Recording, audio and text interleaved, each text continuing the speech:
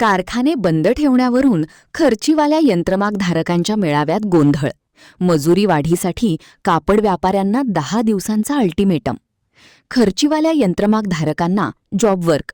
कापड व्यापाऱ्यांकडून ट्रेडर्सने विणकामाची मजुरी वाढ 52 पिकास प्रतिमीटर 9 पैसे होण्यासाठी संघर्ष करण्याबाबत गुरुवारी रात्री झालेल्या यंत्रमागधारकांच्या मेळाव्यात एकमत झाले.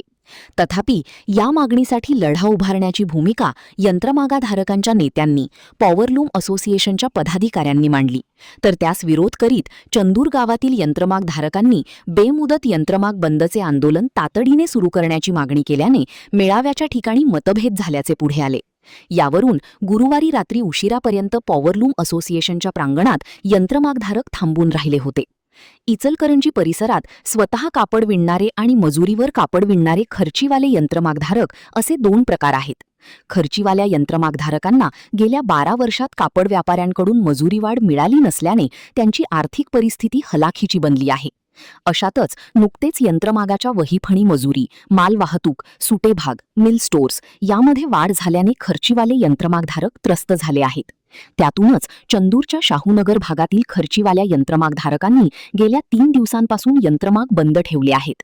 या यंत्रमागधारकांसह इचलकरंजी परिसरातील खर्चीवाल्या यंत्रमागधारकांचा मेळावा पॉवरलूम असोसिएशनच्या सभागृहात आयोजित केला होता. यावेळी यंत्रमाग महामंडळाचे माजी अध्यक्ष पुंडलिक जाधव, पॉवरलूम असोसिएशनचे माजी अध्यक्ष सतीश कोष्टी, नंदकुमार लोखंडे, योगेश वाघभारी, श्री गणबावले, शहाजी भोसले यांच्यासह यंत्रमागधारकांनी भूमिका मांडली. पॉवरलूम असोसिएशनचे अध्यक्ष चंद्रकांत पाटील यांनी खर्चीवाल्या यंत्रमागधारकांना 52 पिकाला कापड मोजण्याचे एक परिमाण, प्रचलित 6.5 पैशाच्या मजुरीत 2.5 पैशांची वाढ कापड व्यापाऱ्यांकडून करून घेण्यासाठी लढा उभारण्याची भूमिका जाहीर केली. तथापि काही यंत्रमागधारकांनी या मागणीसाठी इचलकरंजी परिसरातील यंत्रमाग बेमुदत यंत्रमाग बंद ठेवण्याची मागणी केली. त्यावरून मतभेद ताणले गेले. मेळावा संपला तरी प्रांगणात जमलेल्या यंत्रमागधारकांनी आक्रमक भूमिका घेत प्रवेशद्वाराचा दरवाजा बंद केला.